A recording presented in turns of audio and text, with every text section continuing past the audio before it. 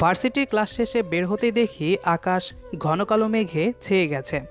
মনে হচ্ছে প্রচণ্ড বৃষ্টি হবে। এই আবহাওয়াটা যদিও আমার খুব ভালো লাগে, কিন্তু তাড়াতাড়ি বাসায় ফেরার তারা মাথায় নিয়ে রওনা হতেই ঝমঝম করে বৃষ্টি শুরু হলো। এই রে, ছাতাই তো আনিনি, তাই আর গিয়েও লাভ নেই। আবার ভার্সিটিতে গিয়ে ঢুকলাম। কোথায় যাব ভাবছি, হঠাৎ মনে হলো আরে ক্লাসে যাচ্ছে না কেন। যেই ভাবা সেই কাজ। কিন্তু ক্লাসে গিয়েই আমি অবাকের চেয়েও বেশি অবাক হলাম। অবশ্য হাসি পাচ্ছে খুব। একটা মেয়ের কান্না দেখে যদিও আমার মতো ছেলের হাসি পাওয়ার কথা না, তবুও হাসি চাপাতে পারছি না। কিরে তিথি, কাঁদছিস কেন? কোনো রকমে হাসি চাপিয়ে তিথিকে গিয়ে জিজ্ঞেস করলাম। তিথি আমার দিকে অবাক চোখে তাকিয়ে আছে, কারণ তিথির সাথে সাধারণত কেউ কথা বলে না। টানা 2 বছর একসাথে ক্লাস করার পরও আমিও তো ওর সাথে কোনোদিন কথা বলিনি। অবশ্য ও বড়লোকের মেয়ে বলে অনেকে ওর সাথে ভাব জমানোর চেষ্টা করে, কিন্তু তারা কেউই তিথির সত্যিকারের বন্ধু না। জানিস তানভি, আমাকে না জয় অনেক বাজে বাজে কথা শুনিয়েছে। আমি এখন কি করব বলতো? এতক্ষণে আমি তিথির কান্নার অর্থ খুঁজে পেলাম। জয় আমাদের ক্লাসের সবচেয়ে স্মার্ট ছেলে। কথাবার্তায় চালচলনে কেউই ওর সমান হতে পারবে না, আর অনেক ধনীও। আমি ভার্সিটির সেই প্রথম দিন থেকেই দেখছি তিথি জয়ের পেছনে ঘুরছে। জয় ওকে তো পাত্তা দিচ্ছেই না, উল্টো যা নয় তাই বলে যায়। ইচ্ছে মতো ওকে দিয়ে এটা ওটা করিয়ে নিচ্ছে। ক্লাসে যত অ্যাসাইনমেন্ট আছে সব তো তিথি ওকে করে দেয়। তারপরও মেয়েটাকে বাজেভাবে গালিগালাজ করে জয়। শুধু তিথি বোকাশোকা আনস্মার্ট একটা মেয়ে বলে। জয় পারেও বটে। জয়কেও অবশ্য দোষ দেওয়া যায় না। ও আমাদের ক্লাসেরই সবচেয়ে সুন্দরী মেয়ে আরিয়াকে পছন্দ করে। আরিয়া আর জয়কে প্রায় একসাথে ঘুরতে আড্ডা দিতে দেখা যায়। তারপরও দেখছি তিথি হাল ছাড়েনি। কি বলল জয় তোকে আজকে? আমি আজকে জয়কে আমার মনের কথা, আমার ফিলিংসের কথা সব বলেছি, কিন্তু ও আমাকে কি বললো জানিস? বলেই আবার ফোফাতে শুরু করলো তিথি। আরে বল না, এত নাটক করছিস কেন? ও বলেছে, কোনোদিন প্যাঁচা দেখেছো? আয়নায় গিয়ে দেখো, তাহলেই দেখতে পাবে। বলে ও আর ওর বন্ধুরা সবাই মিলে হাসাহাসি করেছে। এই বলে তিথি আবার কাঁদতে শুরু করলো। আমি ওর দিকে তাকিয়ে হাসি চাপিয়ে বললাম, আসলে কি হয়েছে জানিস, আমরা সবাই সবসময় সোনার হরিণের পেছনে ছুটতে থাকি। যা আমার কোনোদিনে হবার নয় তার দিকেই হাত বাড়াই। আমাকেই ধর। আমি ভার্সিটির প্রথম দিন থেকেই আরিয়ার ওপরে ক্রাশ খেয়েছিলাম। তারপর আস্তে আস্তে যখন দিন গেল তখন নিজে থেকেই বুঝলাম ওর পিছনে ছুটে লাভ নেই। তাই তো আর এখন ওকে নিয়ে কোনো ফিলিংস কাজ করে না। কিন্তু আমি যে জয়কে সত্যিই খুব ভালোবাসি। আমি ওকে ছাড়া কিছুই ভাবতে পারি না। আমি আর হাসি ঠেকিয়ে রাখতে পারলাম না। হাসতে হাসতে বললাম, তাহলে তো তোকে ম্যাডাম ফুলির মতো চেঞ্জ হতে হবে।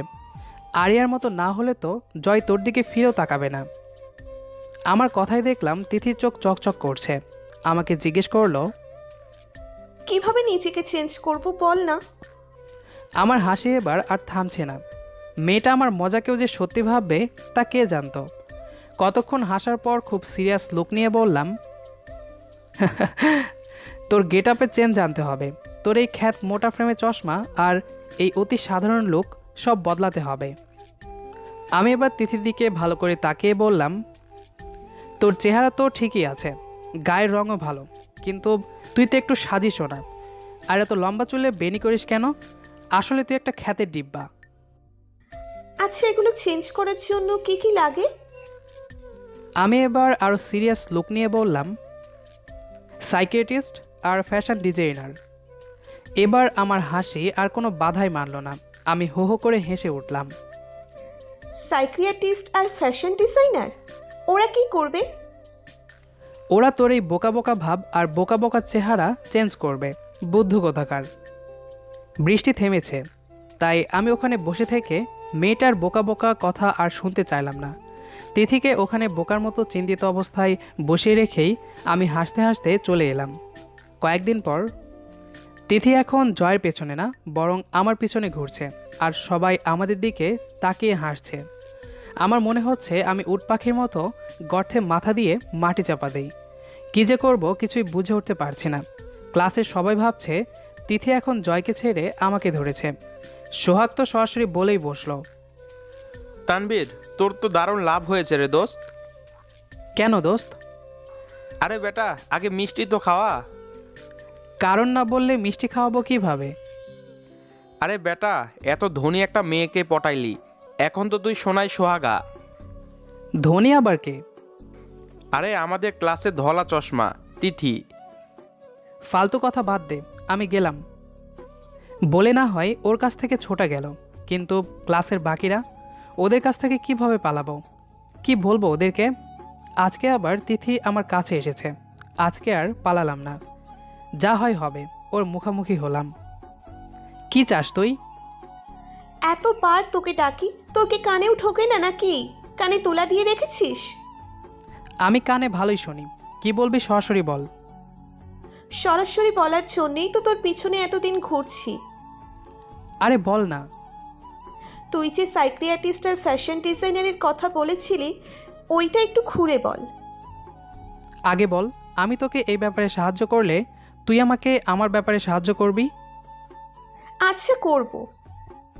শোন, আমি যেটা এতদিনে বুঝেছি তা হলো তোর সব কিছুতেই স্মার্টনেসের অভাব আছে। তোর চলাফেরা কথাবার্তায় চেঞ্জ আনার জন্য একটা সাইকিয়াট্রিস্ট, আর গেটআপে চেঞ্জ আনার জন্য একটা ফ্যাশন ডিজাইনার লাগবে। এটাই আমি সেদিন বলেছিলাম। কোনো মতে একটা কিছু তিথিকে বুঝিয়ে দিলাম, কারণ আমার এখন দরকার ওর কাছ থেকে দূরে থাকা আর ক্লাসমেটদের বিরক্তিকর হাসি থেকে বাঁচা। তিথি আমার কথা শুনে বলল, সেটা না হয় বুঝলাম, আমার পরিচিত একজন সাইকিয়াট্রিস্ট আছে, কিন্তু ফ্যাশন ডিজাইনার কোথায় পাই? এবার আমি পকেট থেকে আমার চেনা জানা এক আপুর কার্ড বের করে তিথির হাতে ধরিয়ে দিলাম। আমার চেনা জানা সবার কার্ড আমি সবসময় পকেটেই রাখি। তিথি আমার দিকে তাকিয়ে একটু হাসল। আমি এতদিনে ওর হাসি দেখে অবাক হয়ে তাকিয়ে রইলাম। মেয়েটার হাসিটা তো খুব সুন্দর, একেবারে যেন বুকে গিয়ে বিঁধে। আমি তিথির দিকে মুগ্ধ হয়ে তাকিয়ে আছি। হঠাৎ শুনলাম ও বলছে, কি রে, কিছু বলছিস না যে? আমি বাস্তবে ফিরে এসে বললাম, কি বলবো? জিজ্ঞেস করছিলাম তোকে কি ব্যাপারে যেন সাহায্য করার কথা বলছিলি, কাজটা কি? ও হ্যাঁ, কাজটা হলো এই 1 বছর তুই আমার সামনে ভার্সিটিতে আসতে পারবি না। কোনো দরকার হলে ফোনে কথা বলবি, কিন্তু সবার সামনে কথা বলতে পারবি না। দেখছিসই তো, সবাই আমাদেরকে নিয়ে উল্টাপাল্টা গুজব ছড়ায়, এতে তোরই ক্ষতি হবে। আচ্ছা ঠিক আছে, আর কিছু? আমার জন্য এইটুকু করলেই চলবে। বলে আমার মোবাইল নাম্বারটা তিথির হাতে দিয়ে চলে আসলাম। রাতে হঠাৎ দেখি আমার মোবাইলে অচেনা নাম্বার থেকে মেসেজ এসেছে। তাতে লেখা, তুই কি সত্যিই মনে করিস আমি চেঞ্জ হতে পারবো? কেন যেন ওর প্রতি খুব মায়া হলো। মনে হলো মেয়েটাকে সাহস দেই, এই মুহূর্তে ওর সাহসের খুব দরকার। আমি ওকে সাহস দিয়ে মেসেজ পাঠালাম, আমার বিশ্বাস তুই একদিন নিজেকে চেঞ্জ করে খুব সহজেই জয়ের মনে জায়গা করে নিবি। তখন দেখবি তুই না, জয় তোর পিছে পিছে ঘুরবে। তিথি রিপ্লাই দিল, আমার এই বিপদের সময় তোর মতো একজন ভালো ফ্রেন্ডের সাহসী আমার খুব দরকার ছিল রে।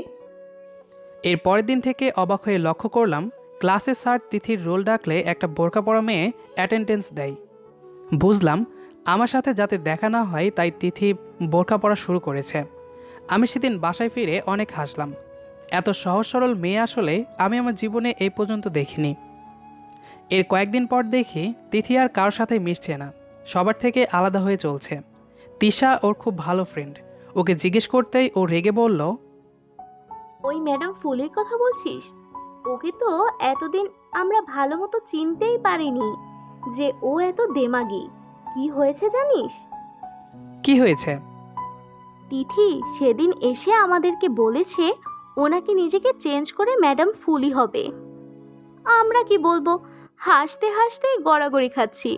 বললাম, যা কখনো সম্ভব না তা করার চেষ্টাও করিস না, পস্তাবি।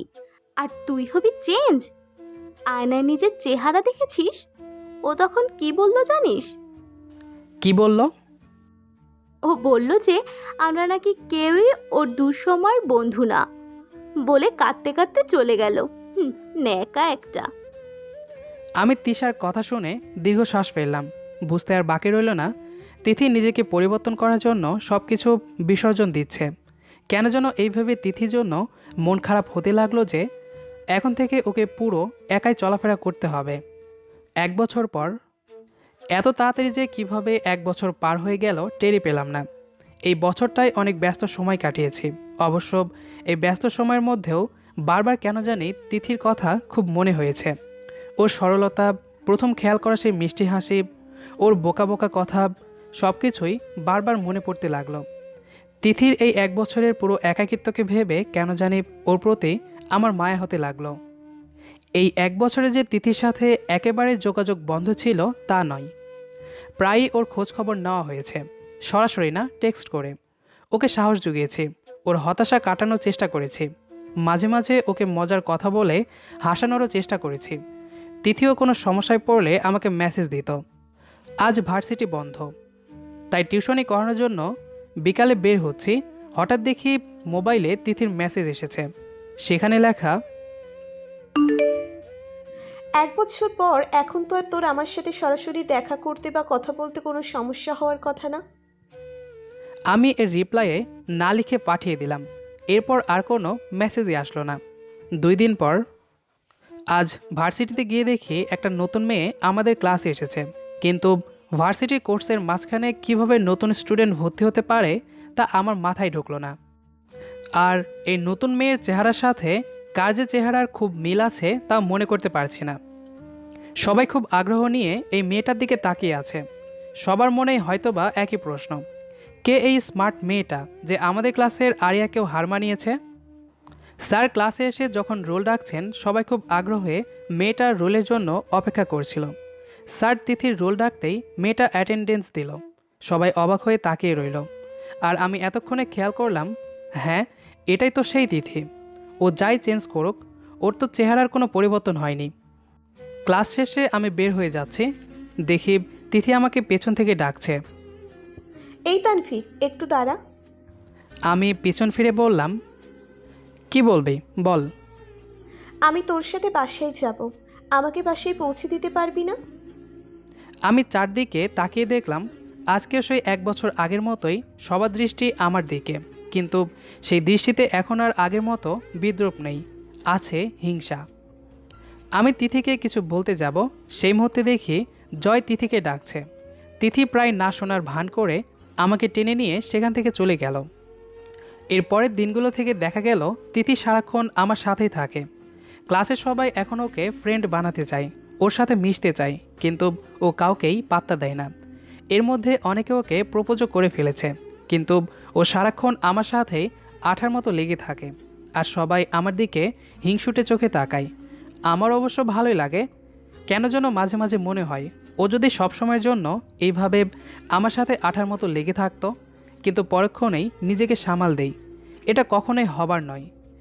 একে তো আমি মধ্যবিত্ত ফ্যামিলির, তার উপরে আবার জয়ের জন্যই তিথি নিজেকে পরিবর্তন করেছে। সে জয়কেই পছন্দ করবে, আমাকে কখনোই করবে না। 3 সপ্তাহ পর জয় এতদিন তিথিকে কিছু বলার সুযোগ পায়নি, কারণ জয় ডাকলেই তিথি আমাকে নিয়ে প্রায় কোনো রকমে পালিয়েছে। আজকে আর জয়ের সহ্য হলো না। তিথি বের হওয়ার আগেই জয় বের হয়ে বাইরে দাঁড়িয়ে রইল। যেই তিথি বাইরে বের হয়েছে অমনি জয় তার হাত ধরে বলল, চল আমার সাথে। তিথি বলল, যাব, কিন্তু আমার সাথে তানভীর যাবে। বলে আমার হাত ধরে প্রায় টানতে টানতে জয় যেখানে তিথিকে নিয়ে যাওয়ার কথা সেখানে নিয়ে চলল। তারপর জয়কে বলল, এবার যা বলার বলো, তানভীরকে সামনে রেখেই তোমাকে বলতে হবে। জয় আমার দিকে ক্রুদ্ধ দৃষ্টিতে কিছুক্ষণ তাকিয়ে থেকে তারপর বলল, আমি তোমাকে খুব ভালোবাসি। তুমি কি আমাকে এখনো আগের মতো ভালোবাসো? জয়ের কথা শুনে প্রথম দিকে তিথি না করে দিল, কিন্তু জয়ের অনেক আকুতি মিনতি করার পর তিথি শেষ পর্যন্ত রাজি হলো। আমি এরপর বাসায় ফিরে আসলাম, কিন্তু এক অদ্ভুত অনুভূতিতে নিজেকে আবিষ্কার করলাম। জয়ের সাথে তিথির এই প্রেম হয়ে যাওয়ায় আমি খুশিও হলাম, আবার কেমন যেন কষ্ট আমাকে কুড়ে খাচ্ছিল। মনে হচ্ছিল আমার কি যেন হারিয়ে গেছে, খুব শূন্য শূন্য লাগছে সব কিছু। আমি কি তাহলে সেই দিনই তিথির প্রেমে পড়ে গিয়েছিলাম, যেদিন প্রথম ওর মিষ্টি হাসিটা খেয়াল করেছিলাম? কিন্তু এখন আর বুঝে কি হবে, আমি তো এতদিন নিজেই নিজেকে বুঝতে পারিনি। যা হওয়ার সব তো হয়েই গেছে, সব শেষ এখন আমার। তিথিকে এখন প্রতিদিনই জয়ের সাথে বের হতে দেখি। আমাকে সময় দেয় না তা না, ক্লাসে সারাক্ষণ আমার সাথেই থাকে, আর ক্লাসের পর জয়ের সাথে। কিন্তু আমার সবসময় মনে হয় আমার সাথে তিথির কাটানো সময়গুলো খুব তাড়াতাড়ি কেটে যায়। এখনও প্রতিদিন তিথির সাথে মেসেজের মাধ্যমে কথা হয়। ও আমাকে প্রায়ই বলে একটা সুন্দর মেয়ে দেখে প্রেম বা বিয়ে করে ফেলতে, কিন্তু আমি তো ওর মাঝেই আটকে গেছি। তিথি যে আমার প্রথম আর সত্যিকারের প্রেম, তাকে কখনো বলতে পারবো, নাকি নিজের মধ্যে চেপে রেখেই আস্তে আস্তে নিজেকে নিঃশেষ করে দেব? 1 বছর পর, আজ 14ই ফেব্রুয়ারি। সবাই যার যার ভালোবাসার মাঝে আজ সুখ খুঁজে নিচ্ছে, কিন্তু আমি যাচ্ছি তিথির বাসায় তিথির দাওয়াতে। সবাইকেই ও আজকে দাওয়াত দিয়েছে। তিথির বাবা মা নাকি ওকে চাপ দিচ্ছে বিয়ে করার জন্য, তাই সে আজ সবাইকে ডেকেছে যাতে সবার সামনে জয়ের সাথে ও রিলেশনশিপের কথা অ্যানাউন্স করতে পারে। আমি প্রথমে যেতে চাইনি, কি দরকার আমার কাটা ঘায়ে আরও নুনের ছিটা লাগানোর, কিন্তু শেষ পর্যন্ত তিথির অনুরোধে যাওয়ার সিদ্ধান্ত নিলাম। তিথিদের বাসায় গিয়ে একটা ধাক্কা খেলাম। এত সুন্দর গোছগাছ বাসা আমি খুব কমই দেখেছি। বাসাটায় ঘুরতে ঘুরতে হঠাৎ তিথিকে দেখতে পেলাম। এত সুন্দর লাগছে ওকে যে আমি চোখে ফেরাতে পারছি না ওর দিক থেকে। এখন আর সেই মোটা ফ্রেমের চশমা ওর চোখে নেই, তার পরিবর্তে এখন লেন্স পরে।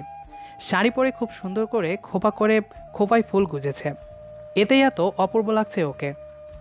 আমাকে দেখেই তিথি তার চিরচেনা সেই মিষ্টি হাসিটা আমাকে উপহার দিল, যেটা দেখেই আমি প্রথম ওর প্রতি দুর্বল হয়ে পড়েছিলাম। আমিও তিথির দিকে তাকিয়ে মলিন হাসি হাসলাম। তারপর ওর বাবা মা এলো সবাইকে আপ্যায়ন করতে। খুব হাসি খুশি তারা, মেয়ের পছন্দকেই ওনারা বেশি গুরুত্ব দিচ্ছেন। একটু পরেই তিথি এলো, পাশে জয় দাঁড়িয়ে আছে। সে এসে বলল, আজকে 14ই ফেব্রুয়ারি, ভালোবাসা দিবস। আর তাই আজকেই আমি আমার পছন্দের মানুষের কথা সবাইকে বলতে চাই, যাকে আমি বিয়ে করব বলে ঠিক করেছি, যাকে আমি আমার একাকিত্বের সেই 1 বছরে চিনতে পেরেছি, বুঝতে পেরেছি যে তাকেই আমার দরকার। তার চেয়ে যোগ্য আর ভালো ছেলে হয়তোবা আমার জন্য কেউই হবে না, যার উৎসাহ প্রদানের জন্যই এত দূর অতিক্রম করে আমি নিজেকে জানতে পেরেছি, নিজের মাঝে পরিবর্তন আনতে পেরেছি, যার হয়তো টাকা নেই কিন্তু মেধা আছে, মানুষকে উপকারের মন আছে। তিথির কথাগুলো আমি শুনতে পাচ্ছি কি না তাও টের পাচ্ছি না।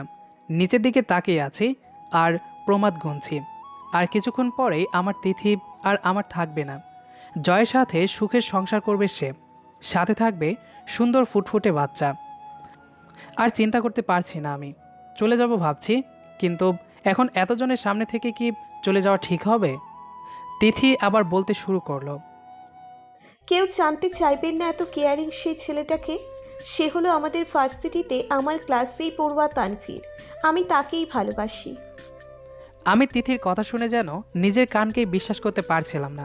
কিন্তু তিথি আমার দিকে তাকিয়েই মিষ্টি হেসে বলতে লাগলো, তুমি নিশ্চয়ই ভেবেছিলে আমি জয়কে ভালোবাসি, কিন্তু তুমি ভুল ভেবেছ। আমি জয়কে ওভাবে ভালোবাসতে পারিনি যেভাবে তোমাকে ওই 1 বছর ভালোবাসতে শুরু করেছিলাম। আমি যখন থেকে মানুষ চিনতে শিখেছি তখনই বুঝেছি জয় নয়, তুমিই আমার যোগ্য। জয় কখনোই আমার প্রেমে পড়েনি, পড়েছে আমার স্মার্টনেসের প্রেমে। আর এটা তো রাস্তার অহরহ ছেলেরাই পড়ে, কিন্তু তুমি ছিলে আমার বিপদে সাহস জোগানোর সত্যিকারের বন্ধু। আমি আমার সেই একাকিত্বের 1 বছরেই তোমার প্রেমে পড়েছি তানভীর। তোমার কি এর বিরুদ্ধে কোনো অবজেকশন আছে? আমি হাসতে হাসতে মাথা নেড়ে না বোঝালাম। এই বোকামো এটা যে কখন আমাকে ভালোবেসেছে আমি টেরই পাইনি। আর জয়, সে তো আমার দিকে তার ক্রুদ্ধ দৃষ্টি মেলে তাকিয়ে আছে, মনে হচ্ছে আমাকে হাতের কাছে ফেলে সে আস্ত চিবিয়ে খাবে। তিথি এসে আমাকে বলল, কি হলো, চুপ করে দাঁড়িয়ে আছো কেন? কিছু তো বলো। আমি আনন্দে কি বলবো খুঁজে না পেয়ে বললাম, তুই আমাকে তুমি করে বললি যে? এখন থেকে তুমিও তাই করবে, কারণ আগামী মাসেই আমাদের বিয়ে হবে। বউকে নিশ্চয় ফ্রেন্ডের মতো তুই করে ডাকতে পারবে না, ডাকলে তা বেমানান লাগবে। কিন্তু আমি কি তোমাকে সুখী করতে পারবো? সুখ কি শুধুই টাকা পয়সা দিয়ে হয়? তুমি আমার পাশে থাকলে আমি এমনিতেই সুখী হব। আর বাবা মা তো আমি যাকেই বিয়ে করি না কেন তাতেই রাজি, কারণ ওনারা আমাকে বিশ্বাস করেন আর আমি তোমাকে। আমি কখনোই তোমার বিশ্বাস ভাঙবো না, দেখো। বলে তিথিকে শক্ত করে জড়িয়ে ধরলাম। 3 বছর পর। কি ম্যাজিস্ট্রেট সাহেব, একটু তাড়াতাড়ি বাসায় ফিরতে পারেন না? জানেন না আপনি দেরি করে বাসায় ফিরলে বাবু রাগ করে। অভিমানী গলায় তিথির কথা শুনে হেসে বললাম, বাবু রাগ করে নাকি বাবুর মা রাগ করে? দুজনেই। তাহলে তো রাগ ভাঙাতেই হয়। কিভাবে ভাঙাবো? যদি বাবুর বাবা সারাক্ষণ বাবুর মায়ের পাশে থাকে তাহলে দুজনেরই রাগ ভাঙবে। আছি তো, সারা জীবন থাকবো। বলে তিথির দিকে তাকালাম। তিথি আমার দিকে তাকিয়ে সেই মিষ্টি হাসি হাসল, যা দেখার জন্য আমি প্রতিনিয়ত ওকে খুশিতে রাখার প্রচেষ্টায় থাকি। এই 3 বছরে অনেক কিছু ঘটেছে আমাদের জীবনে, আর সবটাই সুখের ঘটনা। তিথি আমার জীবনে আসার পর থেকে যেন সুখে ভরে যাচ্ছে জীবন। আমি ম্যাজিস্ট্রেট হয়েছি, খুব ভালো বেতন পাই আর সম্মানও। আর আমার তিথিও কম যায় না, সে এখন একটা কলেজের প্রফেসর। আমাদের এই সুখের সংসারে একটা নতুন অতিথি আসতে চলেছে। এর চেয়ে আনন্দের খবর আর আমার কাছে নেই। সবাই তাই আমাদের জন্য, বিশেষ করে আমাদের বাবুটার জন্য দোয়া করবেন। ও যেন ওর মায়ের মতোই সাহসী আর আত্মবিশ্বাসী হতে পারে। গল্পটি আপনাদের কাছে কেমন লেগেছে সেটি অবশ্যই কমেন্ট করে জানাবেন। যদি ভালো লেগে থাকে তাহলে আপনাদের প্রিয় মানুষ এবং বন্ধু বান্ধবের সাথে শেয়ার করবেন। দেখা হবে আবারও নতুন কোনো গল্প নিয়ে। সেই পর্যন্ত আমাদের সাথেই থাকুন। ধন্যবাদ সবাইকে।